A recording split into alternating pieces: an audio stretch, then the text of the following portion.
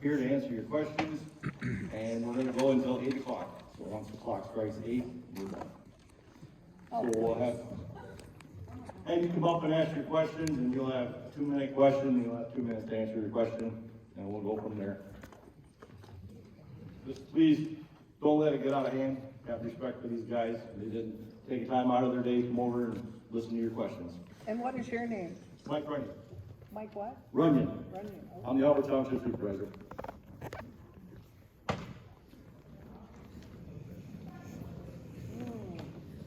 do you want to hand him the mic or? Yeah.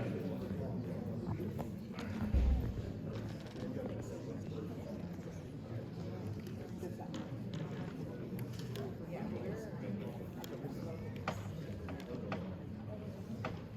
we'll get into that. We'll cover that, Mike.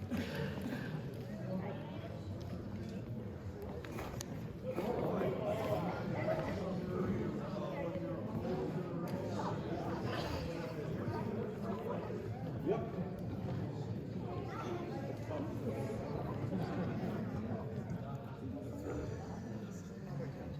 Well, they're gonna come up here. So, right.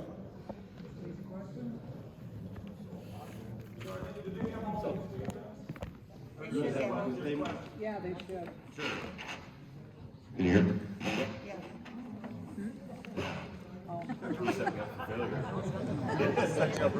Practicing jamming the signal.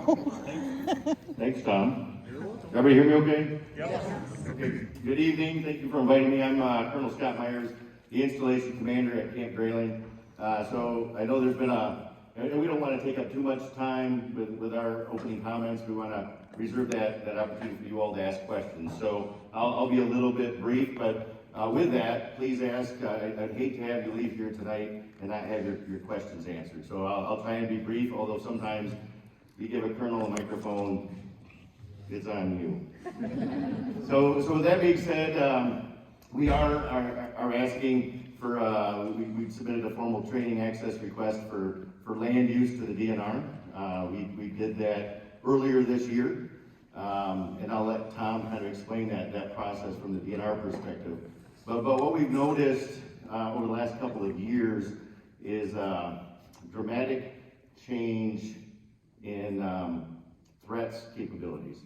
So what we're seeing are some different ways that we're going to have to think about warfare in case we have to send our men and women into harm's way. I've deployed several times to Iraq. I've bled in combat. I've been wounded in combat. I've done different tours. I will tell you that the threats that we see now are completely different than what I've experienced. So that causes a lot of angst, a lot of caution, a lot of figuring out how we can get after those threats. And a lot of those threats are based on technology, right? So when we look at how our threats increase their technological capabilities, their cyber capabilities, their electronic warfare capabilities, things that we're seeing being demonstrated over in Eastern Europe right now, we've got to train and think differently. So over the last few years, or a couple of years I should say, Department of Defense has been focusing on how can we dominate all of the domains of warfare. And what that would mean is there's 5 primary domains that we're concerned with. That's land, think typical use of Camp Grayling right now. When you think of artillery and tanks and infantry and those types of things. So that is a domain of warfare. Sea, think of the Navy. The Navy's always owned the sea in our previous engagements, I guess we'll say. Then you have air, so think Air Force, air power, being able to control and free maneuver of the air space. And then there's 2 newer domains, of course, cyber and space. And so those are things that we're looking at as how do we increase our capabilities. But the trick is, unlike what we've seen in Iraq and Afghanistan, where we've owned a lot of those domains, we still had threats. Obviously, we still had injuries. We still had challenges on the battlefield.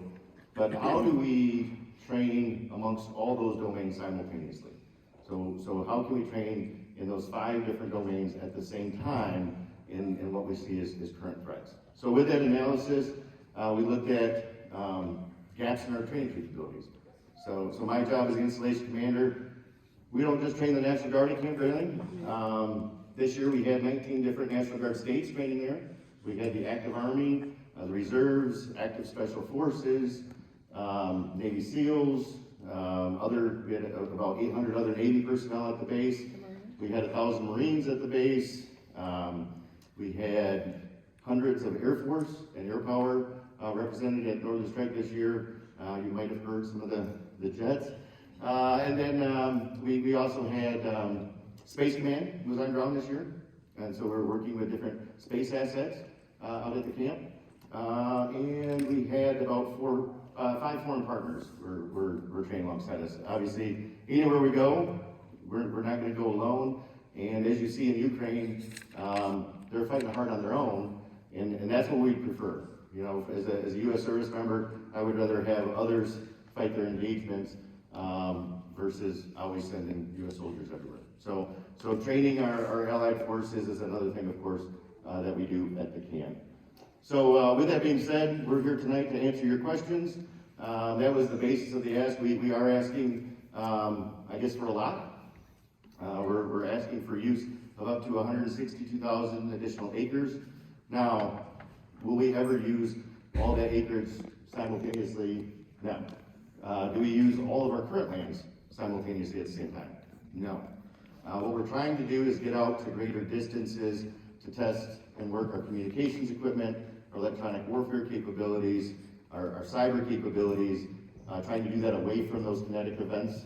When we say kinetic events, that means that large impact stuff that you hear over in the 40 complex, if you're over that way, that will still exist. The Air Force will still drop bombs in that area, artillery will still shoot artillery in that area, but none of these new areas are we expanding any of that. We're not building new tank trails, we can't put up any fences, we can't build any infrastructure or buildings, we can't close any trails, we're not going to close any hunting. I hear different things out there on social media. None of those things, everything we do will be maintained and open to the public. In addition, of course, we're here in this county. We're not asking for any training use in this county. It only extends, I guess, the closest is Otsego and Escota counties. So, but obviously you're members of the greater community, and as a military member, we rely on community support for what we do. I use the example regularly. We are very appreciative of the public that we are not treated like Vietnam veterans were when they came home. All of my deployments when I came home, well received. And so we absolutely depend on our community support. And just driving here this evening, I don't think I've ever seen as many U.S. flags along the road coming into this community, and that goes for all the other communities we've been to. So I certainly appreciate that. It put a smile on my face driving this way. So with that being said, I'm going to turn it over to Tom quick. We're the ones that are asking. The DNR are the ones that will run through the process and limit the asks and ensure that the interests of the environment and recreation are protected based on our asks. So I'll turn it over to Tom. Can you guys hear me without the mic, or do you want me to use the mic? Use the mic. Alright.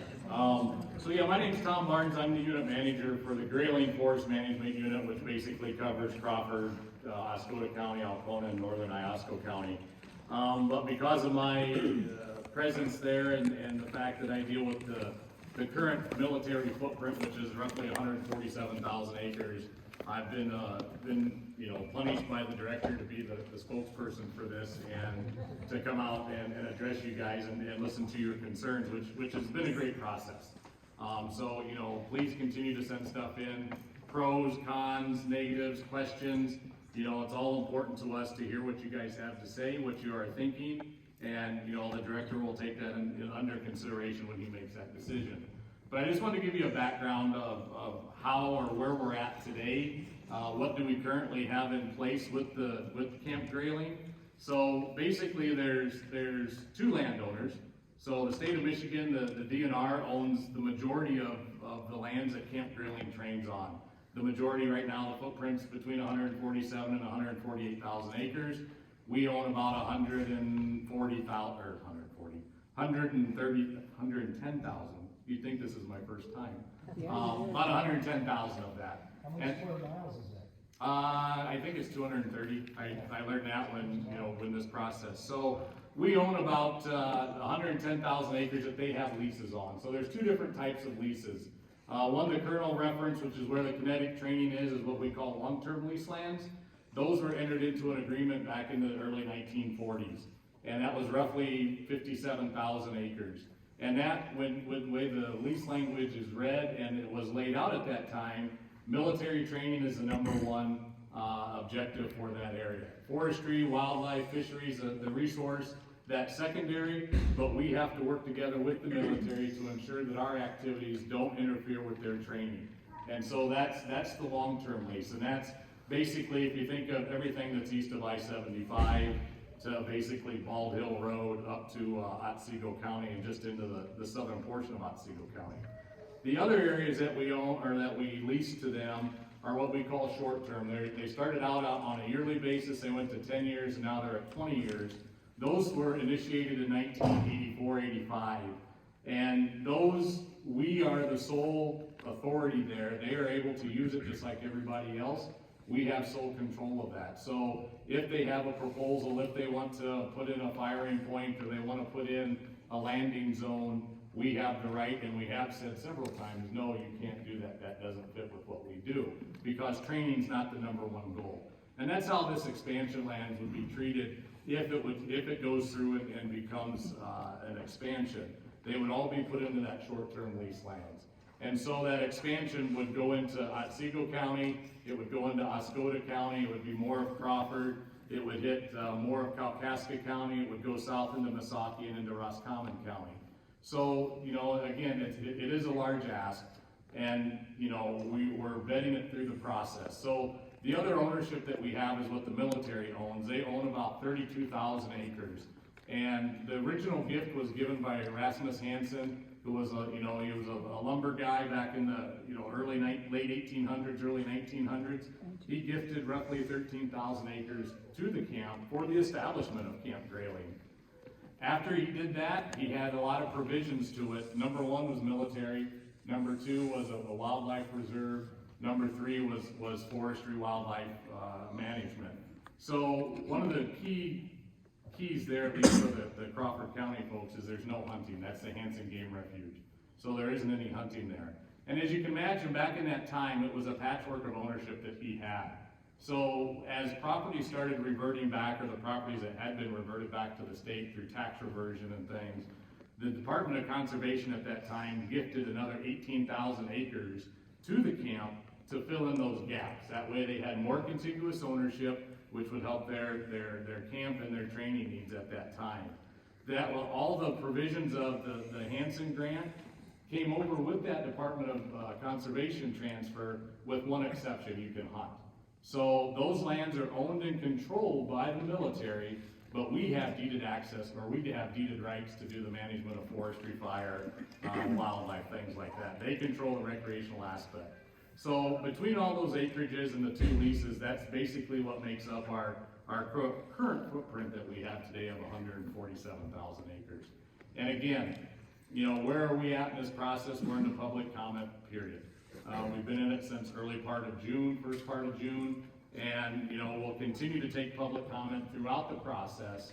If the director says we're not going to go any further, public comment would end because it's a done deal.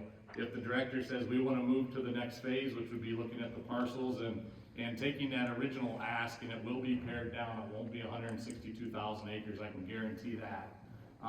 There will be parcels taken out.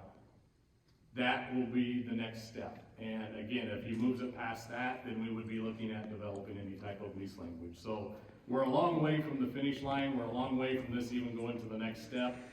It's a political year. You can imagine when you have a director and the adjutant general, who are both governor appointees, that the governor's office does have a say in this as well. And with her election coming up, I doubt this is going to be decided before November. So, that's just my crystal ball of it. And and again, you may ask who makes the decision? Is this for a vote or not? No, it doesn't become a vote. It doesn't go before the public for a vote. All land transactions within the DNR fall under the director of the DNR, and he has that responsibility to make. So with that, we'll open her up for questions.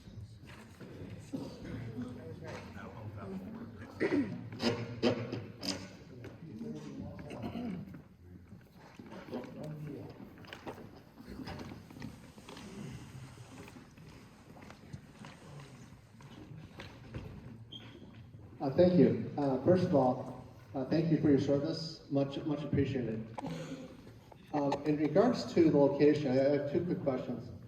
How was this plot of land chosen for a national training ground, as you outlined, versus further out west where there's a lot of open space and you wouldn't have people in the bleachers like this?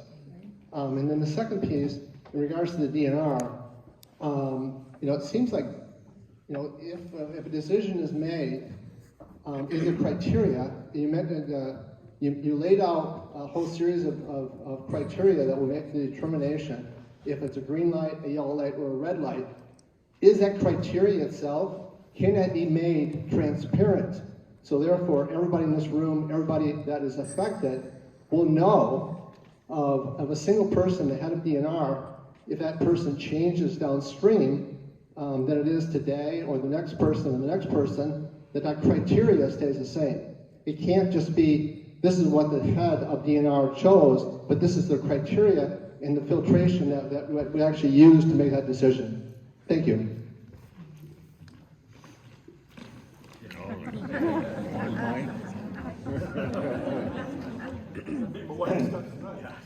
So I'll do the first question, I guess. So how did we become a national training center? So we've been training this way for decades, frankly. So that part isn't new. Now we did, I guess, go through some rebranding, if you will, recently, and that rebranding has caused, I guess, some other comments as well. So if you look at the space over Camp Grayling, the training area, you look at the currently existing airspace, MOAs, you look at the training space that we have, and I say we as a department, not necessarily me as Camp Grayling, over Lake Huron, we realized that as the DoD is trying to get after these challenges of how to address warfare in all those 5 domains, like I mentioned, where can you do that, right? And so right now, Congress has directed the Secretaries of the Army, the Secretary of the Air Force, to determine training locations where you can train in all domains in a 4-season environment. And so we know by taking an inventory of available training space and available airspace and available sea space and where you are capable of doing that in a 4-season environment, that this area of Camp Grayling is very, very unique. And so that's kind of what that's developed. Now arguably we've been training all of those training groups that I mentioned before, all the compos of the military, or the components of the military for decades. We were training, they were dropping bombs as they were training for World War I and World War II, into Dead Man's Swamp, out in the Lake Huron, all those things from decades and decades ago. So we've been working with those other full components now since almost the inception of the camp. Yeah, and far as the decision criteria, that's the one thing that I can't really address head on because it's not my decision space, it's within the director. I don't know if after, this, whatever decision gets laid out there, if he's gonna be willing to, state what those decision criteria were. I know that, he has a charge, to do what's best for the resources, and, that's what I put my faith in him to do. And, however that shakes out, the agreements that were in place by his predecessors, I don't know as if that decision criteria was laid out. I know that there was a lot of AG opinions that were in some of the documentation that I have to look at and make sure that, what was going on was appropriate at that time. And, and as that changes, that will be reviewed again. It's not just gonna be, he's gonna look at all the comments or, whatever and just say, yep, this is what I'm gonna do. This will be fully vetted to ensure that, we have the right to do that. We have the right to enter into the agreements as times have changed and other, legislation has been in place since some of these were established. So, that's where it falls on his shoulders. That's why he's there, and I'm here, is he has that decision criteria, and it's gonna be a tough one for him, and I do know that. Yeah, licensing. I need to turn it off, Mike, just so you know. Oh, got it. Do I need to stand up? No. First off, I'd like to say, I live, probably a mile and a half northeast of here. And our windows rattle in our house. No excuse. And for you guys to think that Albert Township, Montmorency County is not in your little, whatever you're calling your zone, you're wrong. We hear that stuff. And also, I would like to know who is the head of the DNR? Who makes the final decision? Because as a taxpayer, I feel that I own this property. The whole state of Michigan, we all do. It's not just one person.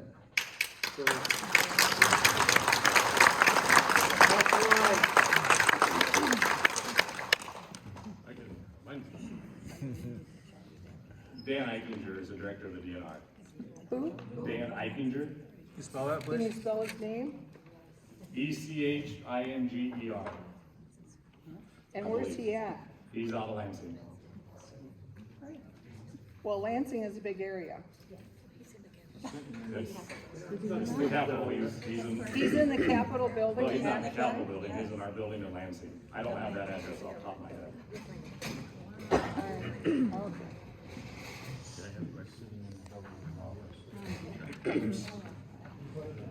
All right. Okay.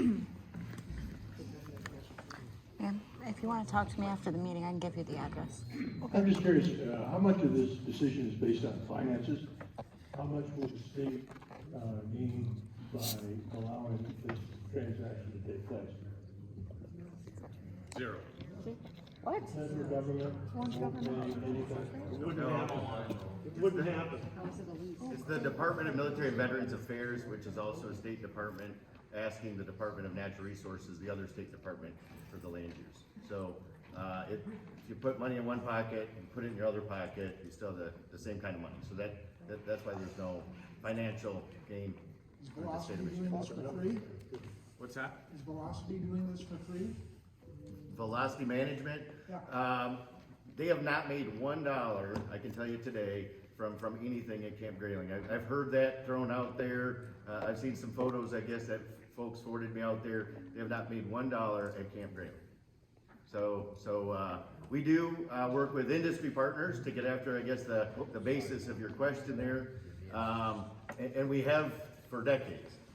Whenever the military is training, we will have typically, if you're training with the HIMARS or the MLRS rocket systems, typically somebody from Lockheed is right there beside that system looking for better ways or better empowerment. If you're training with another type of company, Raytheon as an example, be right there. So we regularly have industry partners out at the camp.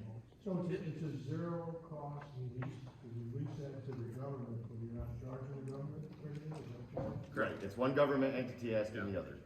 And all of those Defense Department contractors, if they're bringing Rockwell, Lockheed, BAE, ones that are developing direct energy weapons, microwave, active command systems, things like that, to go with all of the new funny deals and track vehicles. They are not paying or contacting you or paying an entity that has to do with your yard for the use of this land that you're now asking. That's not true. So what they have to do is.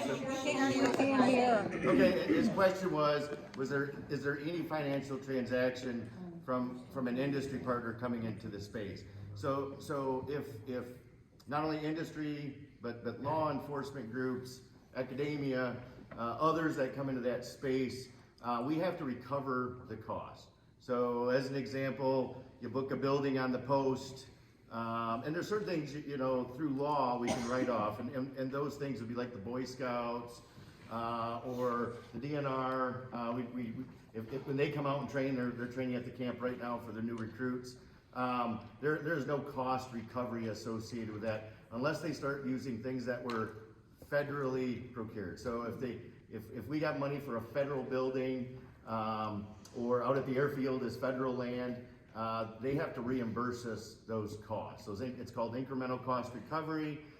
We have to add up the square footage of the building, the gas, the electric, the power, the recycling, the trash, all those different things, and that's all we're allowed to charge those entities. But we have to recover those costs back to the federal government. But based on that, you're asking for land to take from, through the DNR, to bring in, and you even said in an interview, that you have these industry partners knocking your phone off the hook, calling you to use this space. True statement. Okay, they have, GDLS, okay, BAE, Rockwell, Lockheed, keep naming the rest of them, okay? You know them. They're calling to use this space rather than their own R&D spaces that they own. Now, is this stuff that they're just throwing out there brand new to try to use? Or is this stuff that's currently being deployed, being run by your military, our military, people under your command or other commands? Or are you having contractors come in and deploy these satellites? So it depends, and so I want to be able to. Okay. So I'll try and walk through a couple examples, I guess. So we do allow now. To be fair to the industry partners, none of this land we're asking for, and I think this is where it gets muddled, because somebody will take an article from somewhere and assume and make that leap that that's what we're asking for this new land. That's not true at all. That's not part of what this is. That's not, when an industry partner comes in to do testing with something, what they're trying to figure out is how to best integrate that into a soldier's hands or an airman's hands. There's no profit from this, right? Let me answer this one, and then I'll answer yours. So what they'll do is they will come in and they want those soldier touch points, right? So AM General was up in November as an example, working on a new howitzer system. They wanted artillerymen or artillery women's touch points to tell them, hey, this doesn't work the way we need it to. We need to adjust this and that type of stuff. So do they still have their testing for as they're developing their systems? Absolutely. What they're interested in coming up to the camp is getting those touch points, integrating those new technologies, seeing if those things work in our areas. And so when they come up, they're most interested in the range areas. So those other areas, the 30 complex that's fenced in, our urban training area as an example. We have a robotics range, if you will, an unmanned range down off North Downriver Road. Those are some of those areas those are the only areas that industry is interested in, right? They want to look at those things in those types of controlled environments, getting those touch points. Are they for-profit companies? Absolutely they are. They're trying to sell their... My question was, you said that you have to recover costs. Hold on. He's got the microphone, let her ask a question. So yes, Questions? so they rotate into our space all the time. Just a small point, Colonel, if I may. Okay, just a small point. You're talking about the... Can't hear you. Oh, sorry. Use the mic. Microphone. Just a small point, Colonel, okay? The contractors coming in, having people with the correct ops, being able to use the touch points and things like that, get that, understood, okay? What I'm talking about is when you're bringing in, cyber, you said, is the biggest thing, okay? We're not talking about range 40, we're not talking about kinetics, we're not talking about the A10s, okay? We're not talking about the 777s, any of that. I'm most concerned with directed energy weapons, okay? Such as those under development by BAE, by Rockwell, those. So, okay. Okay, that they're not fully integrated in, as far as we know, into the platforms yet. So they're still under development. And they're coming here to test them, an unproven type of weapon in our backyards. So I think when you talk directed energy, so I've seen some of those modelings and stuff at different conferences or what have you. I was just recently at a national conference. Any of that stuff would still have to go through an SDZ or safety danger zone and all those other things. We don't really have that capability now or even in the future for a lot of that. So when they go testing those types of things, we do have Army testing and evaluation sites throughout the country, right? So down at Fort Bliss, huge desert areas, a little bit out at Fort Irwin, California. There's some for closer things down at Atterbury, down in Indiana. We have zero desire to be an Army test and evaluation site, none. Because with that, and the reason I say that is that limits what our directives are, and that's to provide that training venue. So if I get into that business, now that's what my focus is, that's not what my mission is. So we're not interested in that. Now, so how do we use some of these new technologies? So I think that would be important when we're looking at different jamming and different things with our equipment. So as an example, this year, and a control, because we want to, before we go out there and have all the soldiers training and stuff, we want to make sure the thing works, right? We want to see the effects. We have spectrum analyzers. We have those experts out there saying, hey, what is the distance? So you can control that distance sometimes through power or other means. You can do geofencing for different things when you work drone type stuff. And so we're looking for those effects. So as an example, we worked Crane, so out of Indiana, Naval Service Warfare Center. They'll come up. They were doing some technologies. So right now in Eastern Europe, over by Ukraine, we're seeing how fast people can be targeted by RF signatures, radio frequency signatures. So every time you carry your cell phone, every time you key up a radio, that emits a signature, right? Everything we do in the military, we're keying up radios. Troops are also carrying their cell phones around. So how quick could you be targeted based on that RF signature? So sometimes it's a passive system. So what some of those technologies we're working on this year, can we create a bunch of feints? Can we trick those systems to think there are other RF signature spots that would replicate? So sometimes people think electronic warfare, you go right to directed energy, which is to me a little bit scary. That's something that's going to have to be tested over at the seas. It's at least some of the demonstrations that I received. But yeah, we're not trying to become an Army testing site. That's not what we're trying to get after. What we're trying to do is take advantage of those newest technologies, get them around those service members who are training, and ensuring that we can get after those. So when a troop comes in and they have their RF signature, because we were able to see it, how better can they camouflage? Can they use mission command instead of keying the radio every time so they know the commander's intent on what they're trying to do? So what are those things? What are those aspects? What do they look like from space? Or some of, Chinese have satellites. They can see what we're doing where the Iraqis frankly did not.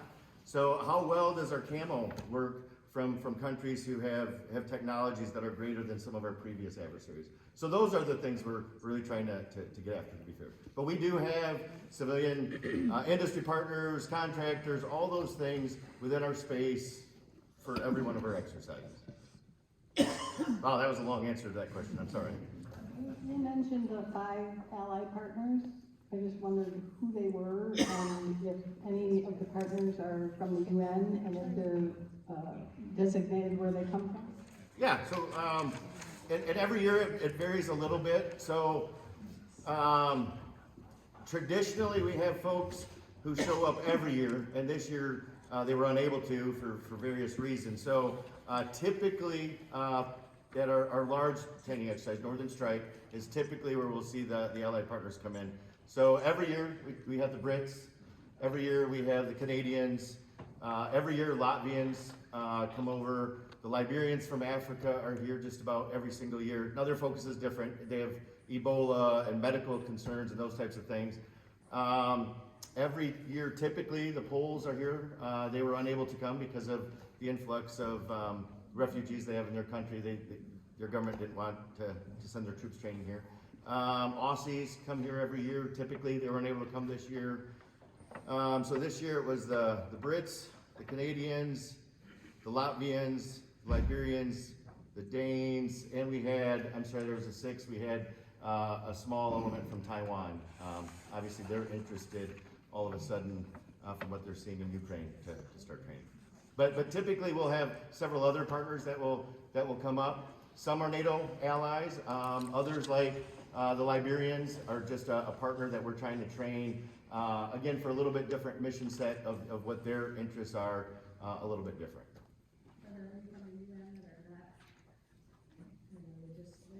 Can't hear you. We don't have UN troops training at Camp Grayling. We have those individual nations militaries training. Yes, question is for Tom. Tom, has the DNR looked into, if you guys aren't realizing any money, have you looked into the negative effect on tourism that this is gonna have? I mean, mid-northern Michigan is a gem. It's, I've been coming up here for 45 years. I'm worried about my property value. I think right now we're all enjoying great property values up here, and has the DNR looked into how much those are gonna go down and the negative effect of tourism? Yeah, you know, that's a question that comes up quite a bit. Has the DNR done specific studies on it? No, not that I'm aware of. We had a joint land use study. Well, yeah. No, and I understand that, you know, and you know, you look at the community of Grayling that's had a presence of the military for over 100 years. And the economy there, I don't think has struggled. I've lived there for 30 years. And, you know, the economy is just as strong now. It ebbs and flows with the economy of the rest of the country and the rest of the state. Likewise, you know, my property values haven't suffered. My windows rattle. My house shakes when they fire HIMARS. So, you know, I don't see that. We have asked, you know, the Camp Grayling Community Council will be putting a request out to NEMCOG to look at these, you know, the economic studies. And, you know, we hear the same concerns when we do forest management next to a private property, that because we harvested the timber, that's gonna lower their property values. So it, you know, that's all part of, you know, I would imagine for the director, it will be part of his decision criteria. You know, but, you know, from what I can experience and what I've experienced in our area where the military presence is there, we haven't seen that negative side of it. We have more bird hunters up here coming up in fall than when I was started here in '95.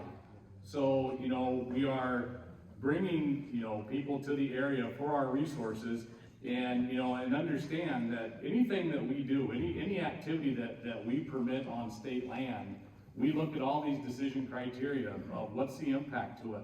Whether it's a Jeep group wanting to go out and ride on the roads, whether it's we have seismic exploration for oil and gas, or we actually allow them to drill for oil and gas, or we're doing our timber management. So all those have inherent risks to them. And that's what we're looking at, not only from the resource side, but from the economic side of things. And obviously some of those bring economic value to the department, and some of those don't bring that much value to the department. But those are all the things that we look at. And our review process is the same, whether it's an oil and gas lease for 50 acres, or whether it's, you know, an ask for this size of 162,000 acres. That's what we're all looking at. What about levels?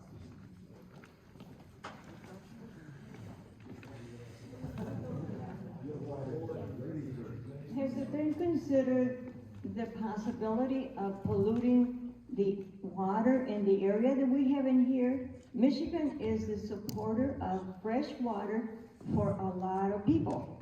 And I think that with all the experimenting, because we don't know what they're going to experiment in, what is it going to do to our water and our surroundings? Thank you.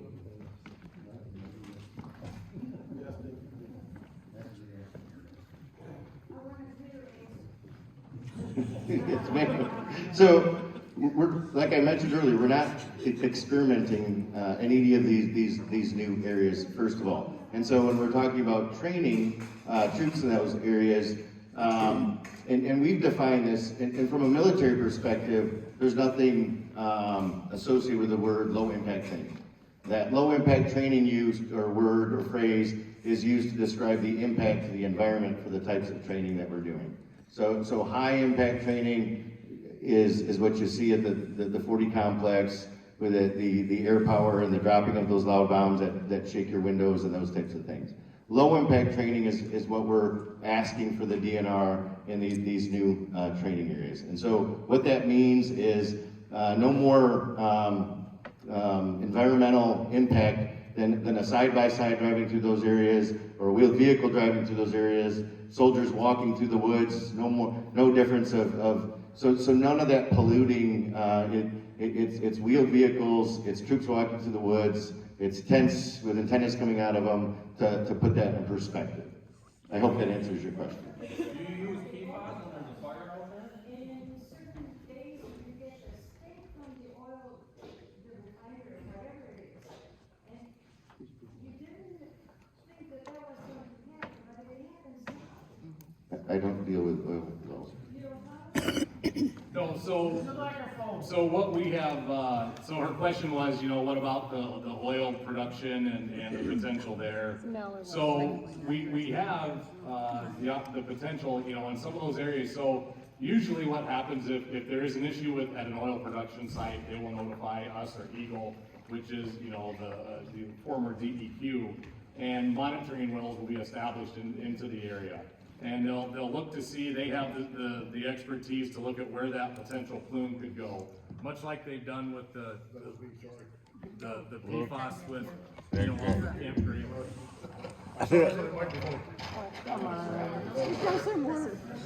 So, we do have monitoring wells. We have monitoring wells south of the 40 complex, looking to see, what may or may not be coming out of the bombing range and any heavy metals that are in there. So we have monitoring wells scattered throughout the old TV pit in Oscoda County where we put a bunch of infected cows. We have monitoring wells there. So, unfortunately, with the oil and gas, those things come in after the fact. As far as their use of chemicals and anything like that, all that has to be approved by us. That goes through our review process, it goes through the wildlife, the fisheries, it goes through our Parks and Recs division, and the only chemicals that they would be allowed to use are chemicals that we have the approval to use. And, they have to follow those guidelines. So those are the best precautions that we can have in there. And it's like I mentioned before, that is a risk. And that's a risk that we have with anything from oil and gas, as you mentioned, to a hydraulic hose blowing on a processor in the woods. We have to take that into account, and we're trusting, and you'll probably laugh, but we're trusting that the people that's operating within our woods and our environment are going to do the right thing and act accordingly.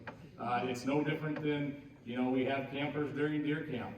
Are people dumping their waste in their campers out? I don't know. But those are all the risks that we have to take into account when we look at some of these things. What? Yes, I understand. So all those potential risks could have an impact on the water. That's there every day. That will be there whether this expansion goes through or not. Those are the risks that we have to look at with anything that we do, from logging to oil and gas to ORVs to anything else that's out there.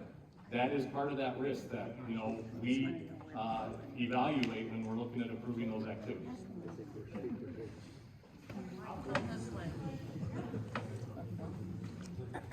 Thank you very much. I'm not sure if the question that was originally asked and it was answered correctly, but in layman's term though, let me say this first. The impact of low impact you're talking about. What kind of assurance do we have that it'll remain that way and not end up being maybe high impact maneuvers? Is any of these assurances and stuff are going to be written down? Oh yeah, yes. Or is it all going to be verbal? So no, it's not going to be verbal. I don't trust them that much. We currently have a document that's our 20-year lease, and that is all laid out in paper format that says, this is what you're going to do or what you're allowed to do. It says, this is what happens if we find something. You will repair it. You will fix it. There's roughly 20. Some guidelines that are there, all those would apply to anything that would be added, and then any of the, areas that are added would have additional criteria put onto those. And so, like one of the things is, there's nothing that allows for permanent structures or permanent things to be put in, or infrastructure to be put into place. you know, and can that change over time? All I have is what has gone on in the past. The original 20-year lease land or short-term lease lands, those were created in '85, and those have remained the same. There's no permanent structures on it. That hasn't changed over those 37 years that it's been in existence. So that's where, you know, we have that in place. You know, part of my job, if we ever get to that, because I'm sure I'll be elbow deep in the adding the language, is to ensure that that is carried out no matter who sits in my spot, who sits in Colonel's spot, or who sits at the director's level. We have something in place that ensures this will be followed. Again, that's what we have. The long-term lease land, there's not a lot with that, and that's why training's number one. But the short-term that we have the sole jurisdiction on, we have that ability to put whatever we want in that, and that's gonna be up to them to follow that. Is this a short-term lease? Yes. So you mentioned that you had short-term leases that they petitioned to change, and some of them you granted and some of them you haven't. Did you go to the public to grant those deviations on the short-term leases? In the time that I've seen it, no, there hasn't been. It seems odd that we're in the public comment area, and there's one guy that's gonna make the decision today. Exactly. And he's not here to hear the public comment. Yep. Doesn't make any sense. Yeah. How many public comments?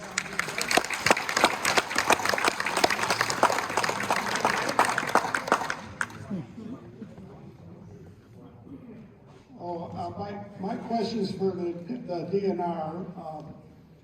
You know, I just have been living here for 23 years. I don't view Camp Grayling as a trusted partner in anything. And let me give you an example. 2 weeks ago, in the middle of our tourist season, in the middle of our summer, for 10 consecutive nights, I had helicopters coming right over the treetops.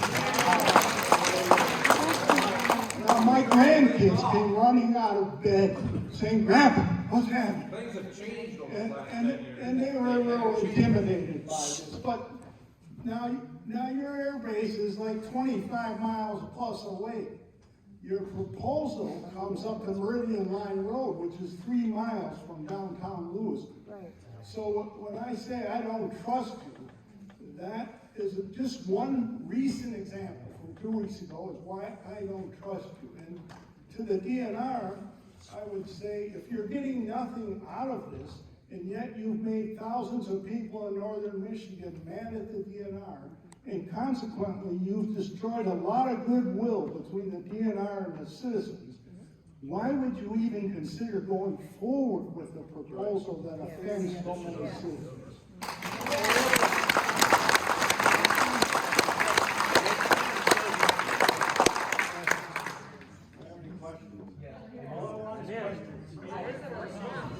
No comments, just questions.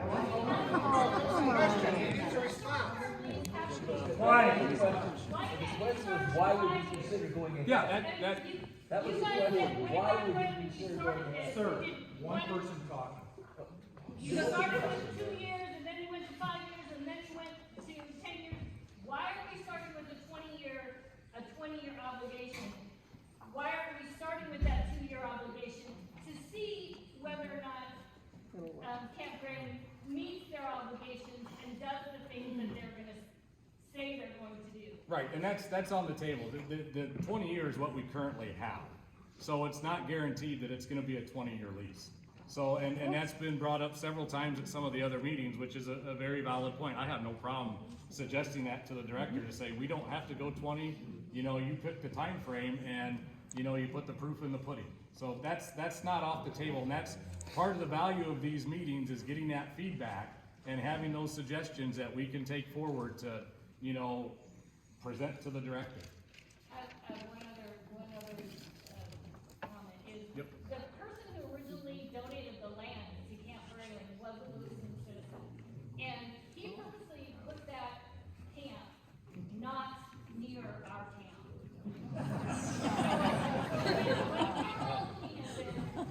Your forefather who gave you that land to create your camp wanted to protect the areas of east and west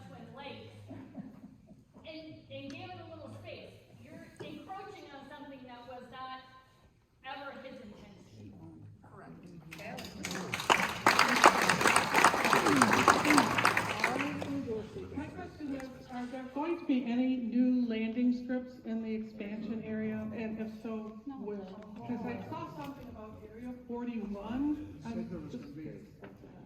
So the only place so we are looking at new landing strips, not in the new area, and so I want to be clear of that. So the desire for agile combat employment from an air perspective, assuming that new threats would control or be able to contest airfields. Hence why you saw the Air Force landing on the highway up at Seney this year, on the Seney stretch. Last year, they landed A-10s over on the road to Alpena. So we're looking at current roads in our current training areas, expanding some landing. And so right now, the only thing that we have in our long range plan is potentially paving some roads right next to the 40 complex or the 30 complex, which is just south of 612 by that range. Whereas small aircraft can land, drop off troops. The troops can then go into that high impact live fire area, but nothing in the new space for a landing strip.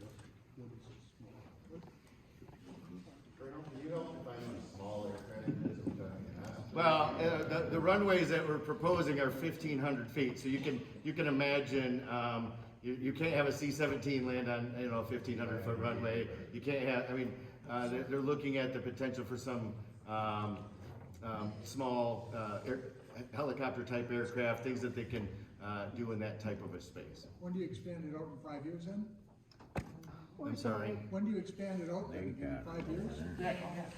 No, sir. That's not the intent. I'm ready. Is it not true that there was a planned expansion in Grayling in the late 80s, early 90s, turned down because of environmental impact? And again, they tried it in 2014 for 54,000 acres, turned down because of environmental impact. Now we're looking at 160,000 acres. Is there going to be a full environmental impact on that before anything proceeds? Because it took over 5-6 years from what I can see for the environmental study to come through on these earlier proposals to expand the base. And as far as a statement you made, that you've seen more hunters up here lately. If we take away this area, and it's largely a hunting area, dirt biking, four-wheeling, snowmobiling in the wintertime, hunters of all bird hunting, deer hunting, and they pay for licenses to ride in those woods. And it's going to be taken away from them as far as I can see.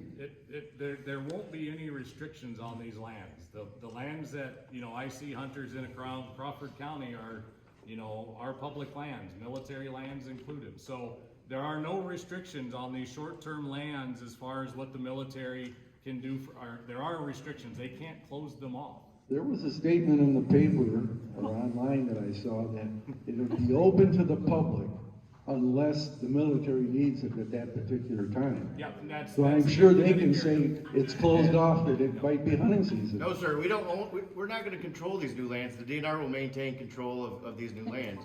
So that's an important difference. So we're not asking for any of these lands to be shut off for any hunting activities, any trail activities. As a matter of fact, I came to the DNR Director, to the unit manager this year, or actually it was last year. We opened up 96 additional miles of ORV trails that opened up the spring of this year. My family does the same things. We hunt, we fish, we snowmobile to right here in Lewiston every year. We side by side, we do those exact same things. And so we're looking at, and one of the few advantages, admittedly, I'm coming out with my hands out, is be able to, wherever we consider a training area, I can use federal resources to help maintain some of those ORV trails, snowmobile trails, all those types of things. So we work with the DNR regularly.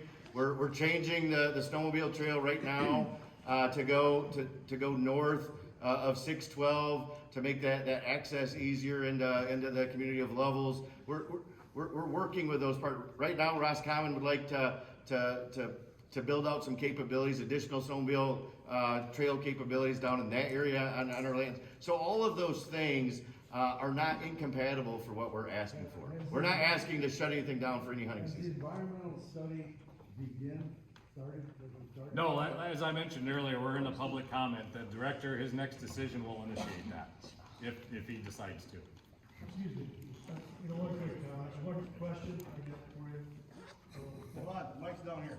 Yeah, thank He's, you. he's throwing the mic around, I'm trying to be respectful. Colonel, I want to thank you for your service, and I do appreciate Camp Grayling for what you're doing in training our troops. That we clearly understand. So this is a multi-part question. Will there be federal troops coming in and training on the site versus reserves? We do that now. Right now, we're one Army force. We have the same standards in the National Guard, the Army Reserve, and the active duty. All of those elements train at Camp Grayling right now. Okay, so you talked about a landing strip for such as UCAS. There has been reports about drones, large drones, not Switchblades, but Reapers and or similar size to Global Hawk, that have actually flown over West Twin Lake and East Twin Lake. Can you comment on that? MQ-9 Reapers do drop ordnance at Camp Grayling. I don't know if they've actually dropped an ordnance, but they do fly over and train over that space. They use those Air Force MOAs right now. So those larger drones do fly in our airspaces right now. Okay, and then the type of equipment that for training, for low impact training, are you going to be bringing in additional vehicles? I would imagine you already have JLTVs and MRAPs and MATVs. Are you going to be bringing in larger wheeled and or tracked vehicles? No, we have plenty of space for the larger vehicles now. I have plenty of tank trails now to get after that type of kinetic training we talked about. I'm not looking, that's not part of our ask at all.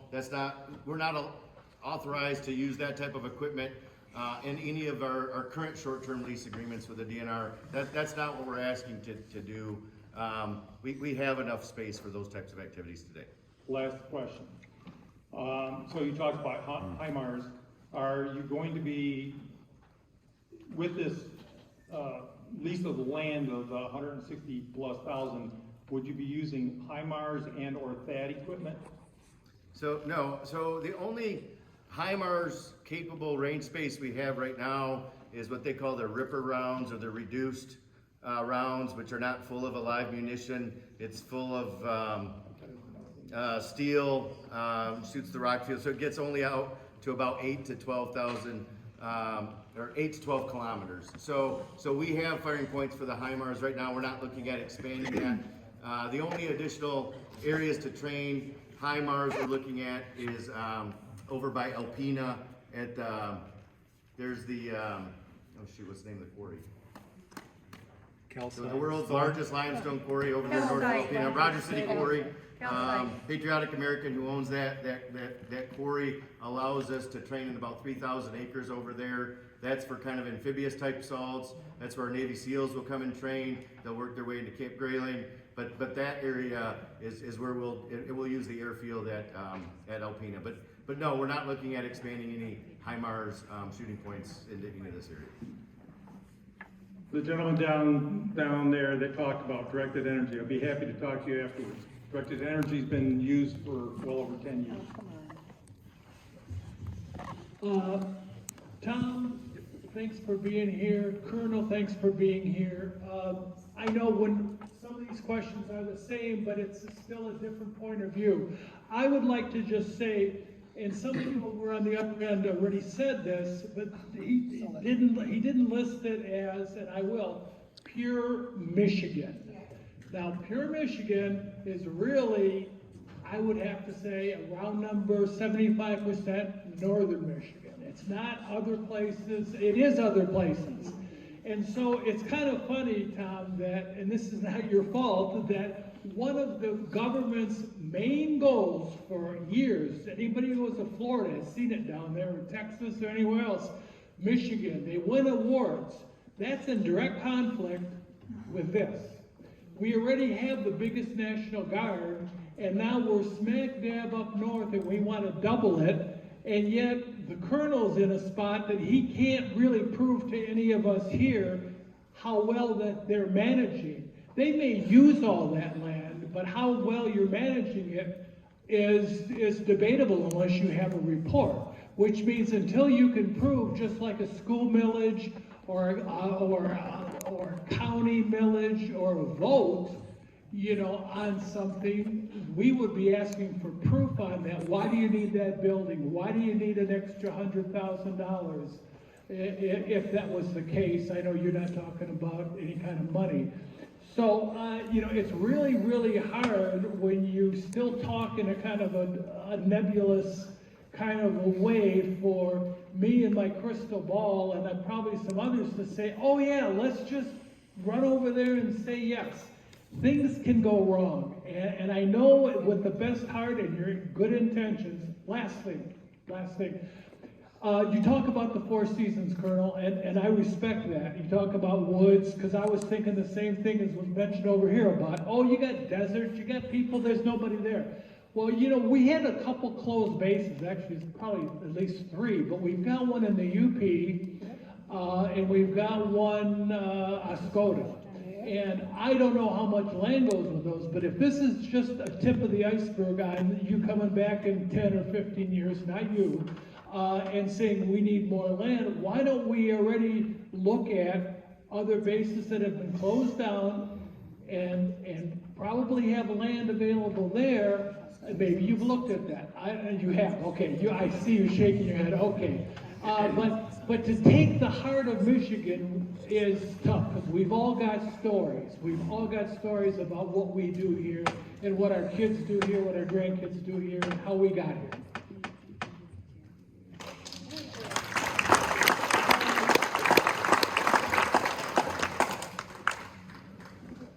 When is this decision ultimately going to be made, and what are the alternative location points for what you're trying to do?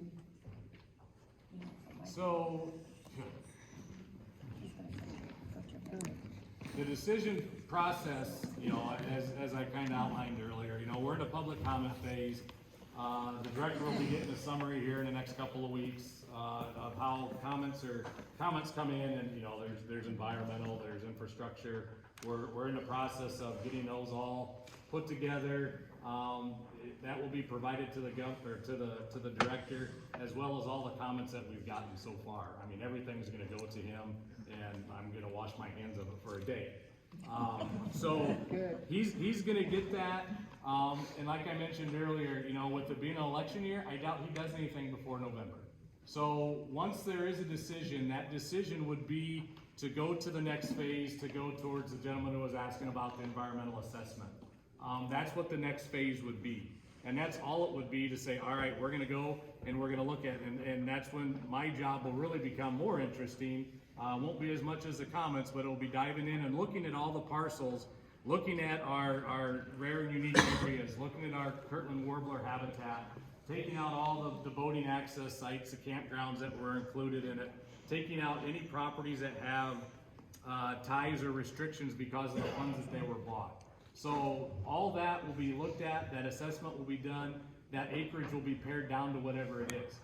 Like I said, I'll guarantee it'll be smaller than 162,000 acres it already is. Once that's done, then, you know, the director will, you know, again, get a report on that. Here's where we're at with what we think is, you know, compatible for the use that they have proposed. If he's okay with that, then the National Guard will have to do their full-blown NEPA evaluation on it. And that's the National Environmental Protection Act that they are federally required to do. That will be open to public comment, that will be open to public review. That will take time. And when this process first started, back in June, as far as the public meetings, the director asked me, give me your ballpark on when you think this would be done, if it goes all the way through. I don't see there's any way that there will be anything finalized before the end of 2023. It'll probably roll into 24, depending on how those assessments go. So, you know, that's the process we're in, and you know, there's not a definitive timeline. Trust me, I pushed the director to say, come on, give me a bone, get this shit off my back. You know, because I would like to be able to answer the questions. I mean, I understand the frustration of him not being here, but that's why, you know, I've been appointed to be his representative. You know. Yeah. So what are the alternatives? So the alternatives are If he says no, it's done. Okay? Yeah, that's not right. What we're told is this is a need, this is a must. It, from their perspective, yes. But if the director says he doesn't feel it's worthy of it, then he can stop it and it'll go down just like the proposal in 14 and the proposal in the 80s. Yes, sir. Being a citizen of the United States, and the United States is the greatest country in the whole wide world, but how much of this technology that you're talking about is going to be used to spy on your American citizens? I know that upper government doesn't do that. You know? I mean, Well, it's not going to be spied from the tree, so I can assure you. That's spied from me. Eventually, is that what's going to happen? You said right at the beginning, if you key your cell phone, we know it. Yeah, that's right. I'm saying our enemy knows it, right? I'm saying when you're in that training environment, we can see how quick forces are being targeted based on just walking around with a cell phone in their pocket, not even keying it. Well, we know that the government already spies on people. We know that. And also, how many of our upper echelon that's going to be making this decision isn't going to feel the pressure from upstairs according to their promotions? Huh?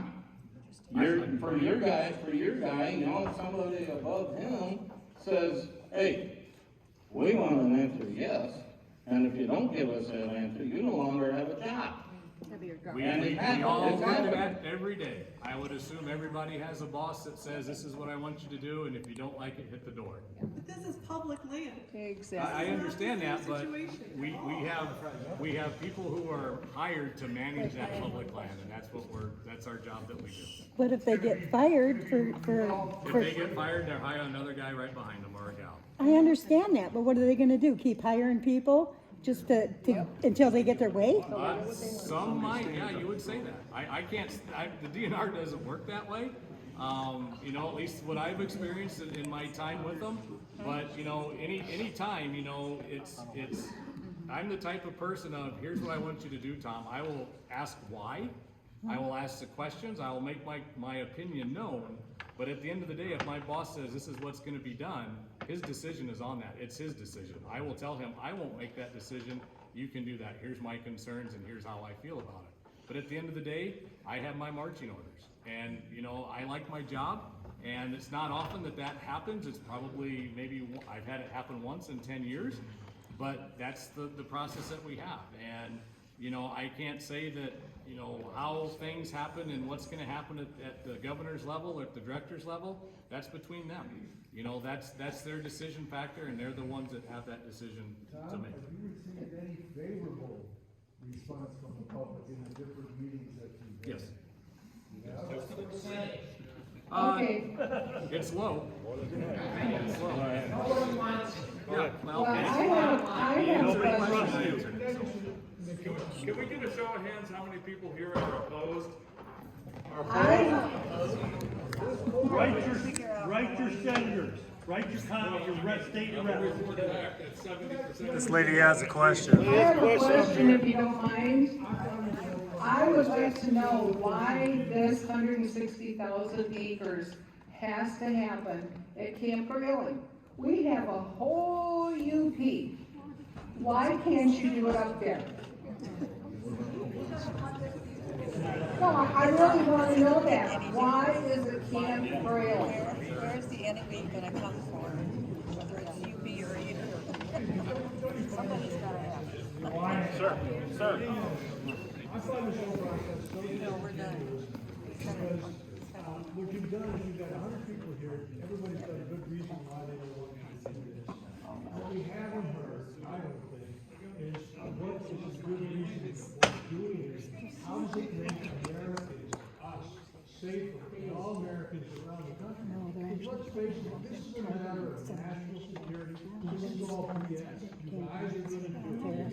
You're going to do something because it has to be done. So why are we hearing more about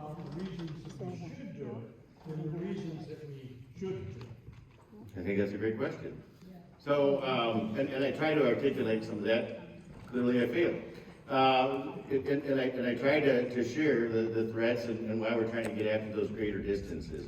I tried to share that we'll be using all 162,000 acres simultaneously with 147,900 acres that we currently have. No. What we're seeing is how my biggest fear, and I was told this quote many years ago: the blood of our untrained soldiers forever stains their leaders' hands. So my job is to provide that training environment where those servicemen and women can come and be prepared for those threats that we see, or those future threats that we see. That's my role. And so when I look at those threats, my job is to figure out how to best train against those. And part of that is getting out to those distances and understanding those new technologies for those greater distances than the space I currently have. The space and the types of lands that we currently have limitations to them. They're a limiting factor in how I can train those servicemen and women. So that's what derived our ask to the DNR. So don't think I'm doing this because I like coming to all these public comment periods and being beat up, because I absolutely don't enjoy this part of the job. It would be a beautiful night to be out on the lake or the river tonight. But I'll tell you, it's that important. Otherwise, I wouldn't be here doing it. And so we are trying to train in those types of environments that we're seeing those threats, and that's why I'm here asking for this, not only from the public, but from the DNR as well.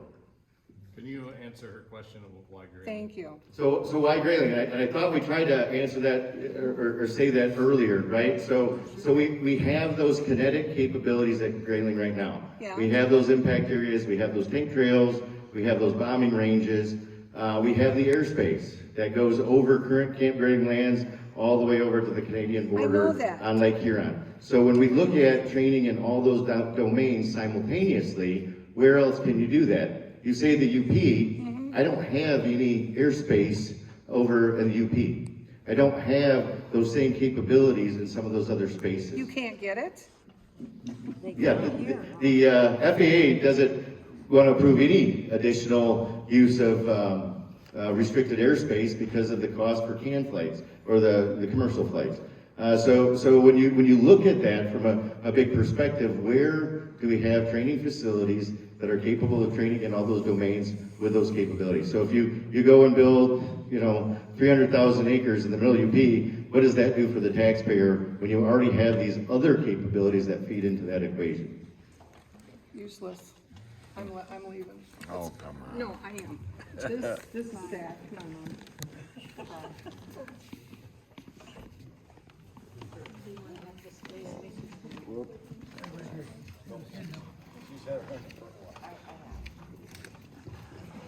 Hi, and thank you for your service. And I am new to the area. I am from the UP originally, then down to Southeast Michigan and back here where I thought I would find my retirement home.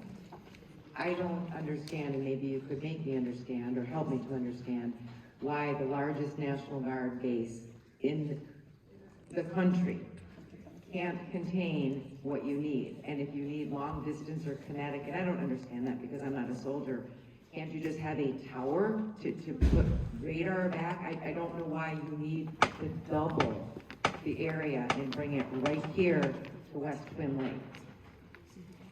Okay. Probably a naive question, No, but I don't understand that. I think that's a fair question, and so again, and this is what I want you to picture, take away. So as we developed those shortcomings that I just recently mentioned, part of that is getting out to those greater distances, right? So when we look at that 162,000 acres, I'm only permitted to drive under the short-term lease agreements on current existing roads and trails. So when we looked at deliberate areas, we've got to drive to an area. You're going to have troops set up, 50, 60, 70 troops set up in the woods for 2-3 nights, and then they're going to pack up and they're going to go to one of the other areas of one of the other counties or one of those other training areas, and then they're going to do it again, and then they're going to go and test that again. So getting that greater distance to test those communication infrastructure, to do those different things. So when you look at a map, I can see where the concerns are, because when you look at the pixels on the map, you see and you think automatically troops will be in those areas. That's probably not accurate.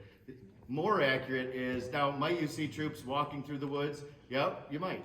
But that's where when we looked at these different acreages, is how can we get out to those greater distances, giving those soldiers freedom of maneuver within those areas, because they gotta hide, they gotta practice whether they can be found or not, they gotta see what we can see. Can we find it from space? So if we prick a field that you always know that the soldiers are in this particular field, that doesn't meet those training objectives, if you will. So that's why we looked at the land in the way that we did, that was contiguous to our existing training spaces. But why couldn't they just use a campsite each time they were doing it? Why do you have to have the entire 162,000 acres? To give them that freedom to do just kind of what I said, right? So they have the ability to go. It's taking away the freedom of the people who live here. I don't know that we are, and so that's why we're very deliberate with how we're asking for this land, that it maintains openness to the public. And what I'm saying is, as the troops are in those areas, and really, we're talking about a few weeks out of the year tied to our larger exercises. But if you're out, hunting for blueberries, or riding a horse, or driving your ATV, and you see troops in the woods, just give them a wave, stop, ask what they're doing, and thank them for their service and move on. It's not what we're not trying to shut down anything that we enjoy of being part of the Northern Michigan community. But you mentioned all 4 seasons. The distance, absolutely. We're trying to simulate that distance. To have all 4 seasons and No, because it's how that land is currently arranged. And do we use every inch of the current 147 at any given exercise? That answer is no, right? It depends on how and where those lands are. So when we looked at our gaps of our capabilities, it's not looking at every square inch of an acre, because that's not realistic to what we're training. So Northern Strike exercise, we had just under 8,000 this year. Our largest training exercise annually is Northern Strike. Even with 8,000, did they use every square inch? Absolutely not. But to give them the freedom to work within those training areas and develop their skills, absolutely. So it gives them those abilities. Now, we're not growing the size of our exercise, because frankly, my infrastructure at the camp maxes out. We don't have any. We want to upgrade our buildings at camp, but we don't want to build additional housing. So in effect, what it'll do is, with the use of the additional lands, we'll spread out where you currently see the troop formations. So it'll dilute the military presence from where you currently see. We got a gentleman right here. Colonel, thank you very much for your service. I've spent some time at Camp Grayling as a soldier. Thank you for your service. I spent a lot of time in that woods, fishing and hunting. In my life, I spent more time in a business setting. And in a business setting, we look at it as a cost benefit. What does it cost me, and what do I get? And you've got a very difficult sales proposition here. Because I see the benefit for the military. I see the benefit maybe for the DNR. They don't have to maintain that land. I don't see a benefit for the taxpayer, the owner of the property contiguous. Do you have any relatives serving? Oh, I got a lot of relatives. Would you expect that the military would train them the best they could and that's exactly where I'm going. Ideal of the cost of blood. No. And I hate to be that direct with the group here, but that's the business I'm in. Yeah. And that's exactly where I'm going, is the cost-benefit ratio to me here as a taxpayer and a property owner. I'm giving this up, and I'm getting a better trained military, I hope. Well, and I think we can do both. And so you've answered the question I came here to ask, what's in it for me? I gotta just decide if the cost-benefit is worth it. Fair enough, and I think we can do both. I think we can maintain the tourism and recreation, things that we enjoy here, while better training our military simultaneously. I think we can do both. And that's what we will put, if we get to that stage, I'm hopeful of course that we do. Others apparently are not. I'm hopeful we do, and we'll put that in that language to protect those same interests that you all have, and frankly, that most of the employees on my base have. Because we love living up here in northern Michigan because of the same reasons you do. Thank you for your time. My first question is the director of the DNR going to make themselves available to take public opinion into account? That I can't answer, I would probably say no. So they're just solely thinking that they're gonna make this decision based on their own evaluation without public input? Well, this is the public input, last check I had, we probably have 2,000 comments that we've received. He will have those comments to mill over. Okay, so the best way to contact would be email, calling Yes. his office? Yep, Okay. yep. The second question is, I work in the city of Grayling at the hospital, and I also live about 10 miles north of Camp Grayling. The traffic, public traffic is terrible when you're in town training, but we deal with that because we realize that's the price to pay for our government to train, to protect us. What traffic increases are you looking to see if you open this up to more training, more people coming into our I'm not town? looking at more training. So Okay. like I said, I'm kind of capped out of that. Okay. And traffic in Grayling, especially downtown, is not ideal because of how our Yes. highways are structured. Yes. And we do have studies that we're trying, not from the military, I do sit on the boards and I absolutely give my input from a military perspective to try and get additional funding for roads and grants and all those types of things. I'm absolutely very, very vocal on those things. Yes. Because It's awful. It's not ideal. It's awful. It's continuous convoys at one light in town, and that is something that needs to And be anytime, considered. even just during the summer without our military vehicles, it's backed up. Yes. True statement.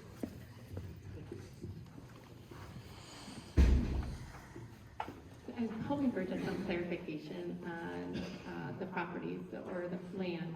So the way I understand this, and please correct me if I'm wrong, as citizens, we're gonna have access to this property, so that doesn't change.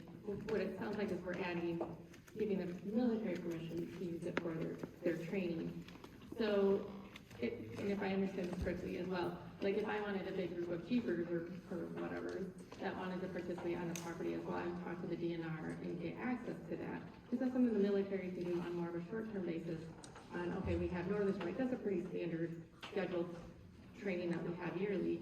Is that something that they can do as well, saying, okay, this is a time that we're gonna wanna use this property for this type of training? If I'm correct, this isn't shutting anything down for us to be able to use it, it's just in addition to. That's what I tried to get away with, but I was kind of denied. Because my thought was, why can't I go out there like everybody else? Without an agreement, per se, right? So that was just an initial thought. It died very quickly because I was corrected in the fact that anytime we want to train, we're responsible for those areas. So hence, if you're out, the Jeepers group or whatever, Tom will reach out to us and say, hey, we've got a Jeepers group coming in, here's the dates. We avoid those areas in our current training spaces right now. From a military perspective, and frankly, the only advantages that I can offer back to the community is if we have those lease agreements, then I can get federal resources in those training areas. So the small benefits from the other side of the community is trying to bring in those federal resources in those training spaces. Now, there are not a lot of them. I mentioned, we can do some trail improvements. If there is sensitive habitats or endangered species in those areas, and they're within that box, now that doubles those federal now and state resources to go after those challenges. If there's invasive species or those types of things, now I can use some federal dollars in those specific areas. So the only advantage is when we enter into those lease agreements, now I can go after those additional resources for the community. If I'm just doing a one-year lease in a particular area, I can't. I can't commit, the federal government won't commit for those training spaces. So I'm trying to balance that line and take full advantage of anything I can bring back to the community through the type of agreements. But yeah, for Northern Strike, if I could just go out there and say, hey, I just want to use this space for the next 3 weeks, Tom, and then, that's not how the military work, because they're going to want to come in, do their assessment on the area, ensure before military trains there that there isn't some other pollution or something that they would potentially own later, or those types of things. So that's when Tom talked about that NEPA study.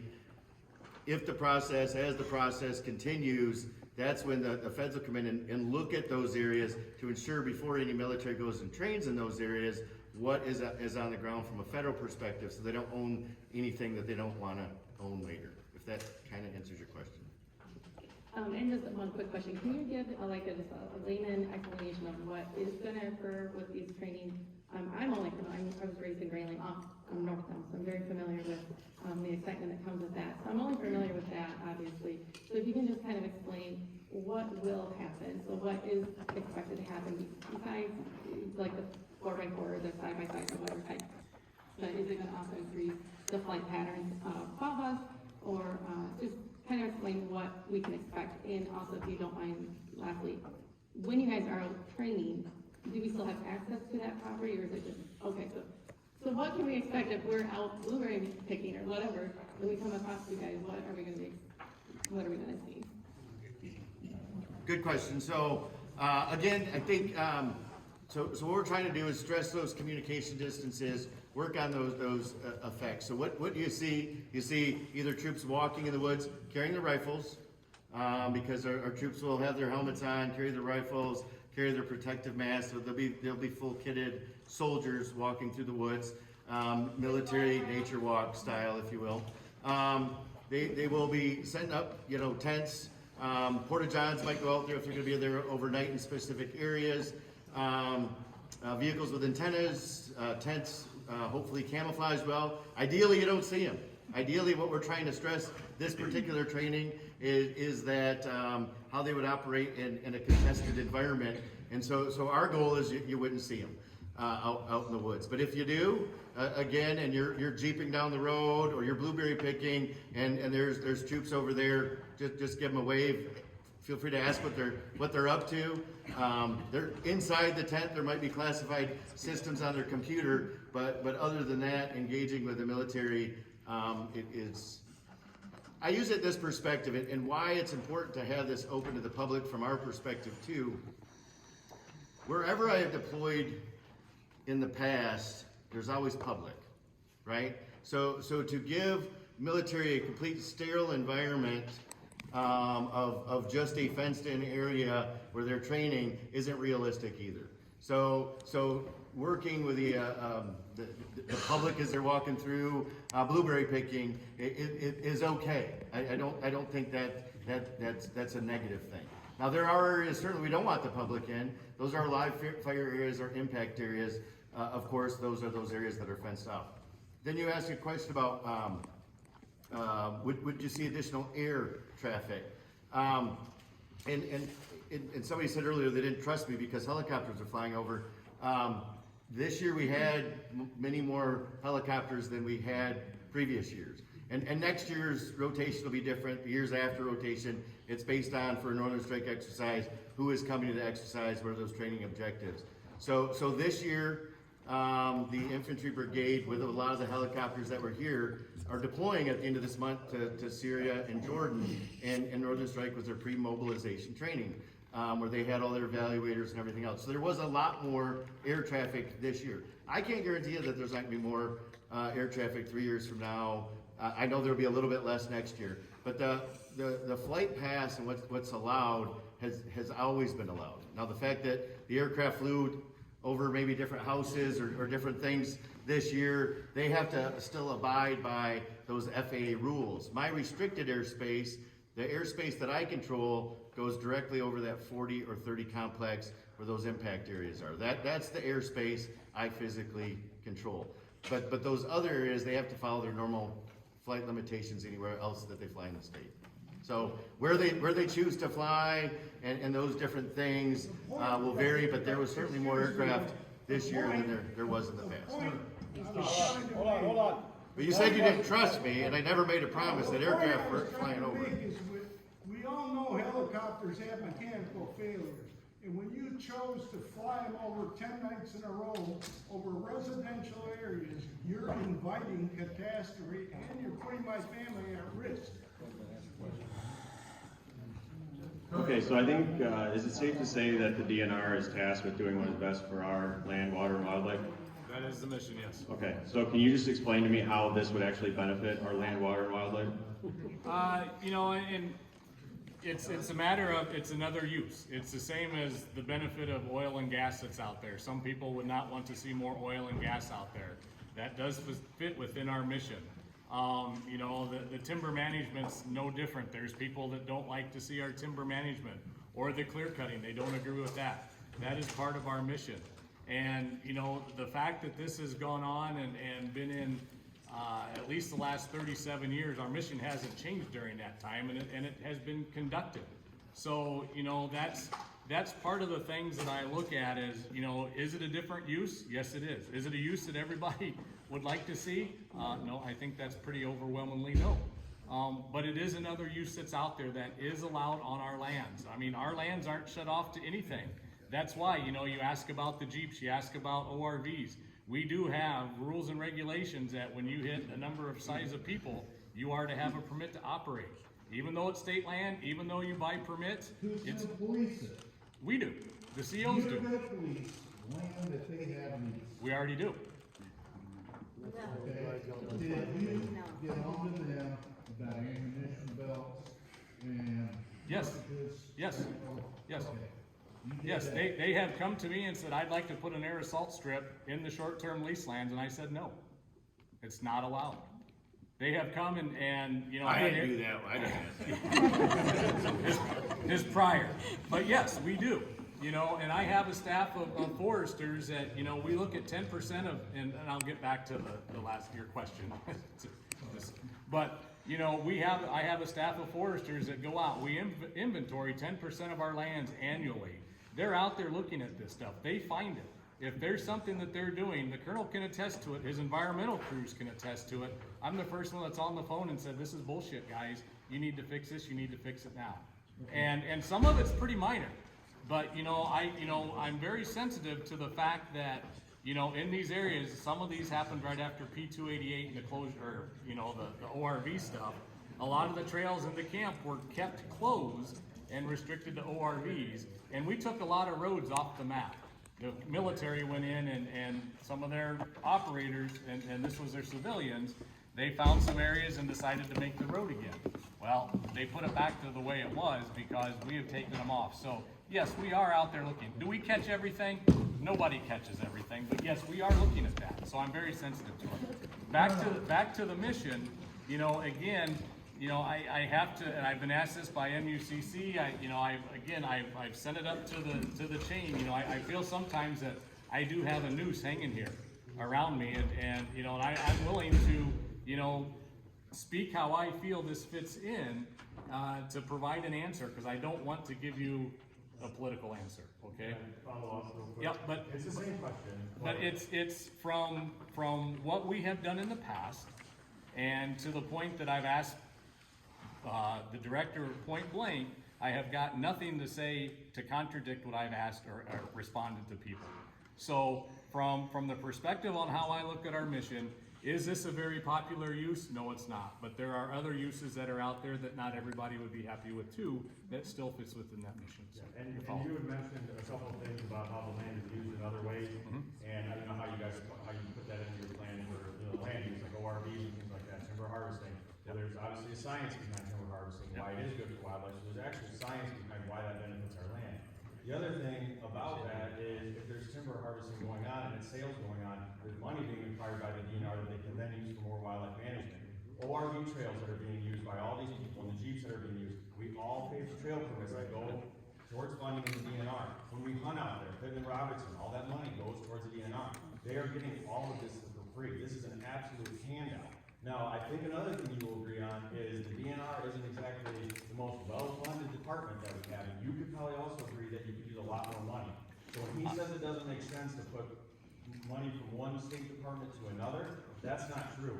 Your state department could absolutely use it, and you could do a lot of benefit to the things that they might destroy, as far as, you know, more access for fish in areas where they can't go upstream to spawn and things like that. You know, the place out of Grayling there, they're a part of, or not Grayling, Gaylord, they do a lot of work as far as getting more access for fish. There's a lot of things that can be done with that money, and they're absolutely looking for a handout for this, and now we're not getting anything out of it. Yeah, so to give you an idea, and this is what was set up back in the 80s, and you know, you have to understand a lot of the questions are processes that, you know, that if you want to change that, the easiest way is, someone mentioned, write your senators, write your legislators. That's the best way to change the process, because that's the only way it will change. But, you know, when we look at, you know, the revenue and things like that, so the swamp tax, which most people are familiar with that, all the tax reverted lands that came back to the state, which is the majority of our ownership, the Treasury pays that swamp tax. So, you know, in our short-term lease lands, of the 40,000 acres, the military is required to reimburse the division, or those funds that the purchase lands came from. So of the 42,000 acres, there's about 2,100 acres that have been purchased that were not tax reverted. Whether it be Game and Fish Fund, whether it be some other funds, Pittman Roberts or whatever, that's the dollar value that they have to reimburse us for. And that's the process that's set up. You know, I can't change that. You know, someone asked me, the director did ask me point blank, what's the benefit to us? I said it's a net zero, you know, because it's something that, you know, it's a use that we have allowed in the past. You know, and again, you know, keep in mind where I'm coming from, and the activities that I'm used to on a daily basis are pretty intrusive. You know, when I'm doing a 700-acre Kirtland warbler clear cut, that's pretty major. You know, we have more impact on our resource through our forest management than what these guys have had through their annual trainings on the leased lands. You know, so that's part of how we look at it. And you know, from the forest resources side of things, when you talk about dollars and cents, outside of the Mackinac Bridge Authority, we're the only other state department that is self-funded. So our dollars are generated from our timber revenue. So that's what. How much again? You made that. You put a number on that at the Bear Lake meeting. What was that number again? The timber. We're probably somewhere in the 40 million category. So that's what we make off of timber revenue, and that's what goes back into our system. You know, to wonder where that dollars go, it goes back the same way as a funding acquisition source. So if it's Pittman Roberts, if it's Game and Fish Fund, if that is a 40 out of an 80-acre sale, the revenue from that 40 acres goes to that fund. So, you know, it gets spread out. So, you know, would it be nice if there was a mechanism for it to pay? Sure, but that's not the process that we have right now, and I can't do anything about that. And, you know, that would be up to the director or the legislation to try and invoke. So, you know, some of the processes questions, you know, I take it to heart, I send it on. I can't give you a good answer because that's the process we have today. It's not gonna get changed overnight, and like I said, the best way for you to get that voiced, saying you want change with, you know, you don't want one person making a decision like this, contact your elected officials, because that's where it's gonna come from. I see we're getting ready to get the hook here. I will stick around for a little bit if folks wanna come up afterwards, after we get the hook. I will hang out and answer additional questions if you have them. Thank you. Let's go.